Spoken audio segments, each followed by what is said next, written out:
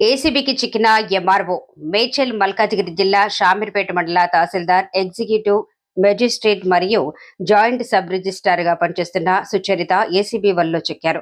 మంగళవారం మధ్యాహ్నం సుమారు 2 గంటల సమయంలో రంగారెడ్డి రేంజ్ ఏసీబీ అధికారులు ఆమెను రెడ్ హ్యాండెడ్ గా పట్టుకున్నారు.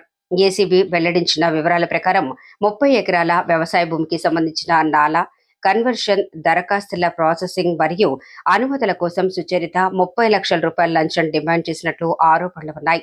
ఇందులో భాగంగా తొలి విడతగా 2 లక్షల రూపాయలను ఆమె ప్రైవేటు డ్రైవర్ వి నాగేష్ ద్వారా స్వీకరించిన సమయంలో ఏసీబీ అధికారులు దాడి నిర్వహించారు.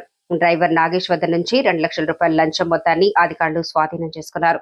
అధికార దుర్వినియోగానికి పాల్పడి అక్రమ లాభం పొందేందుకు ప్రయత్నించినట్లు ఏసీబీ పేర్కొంది.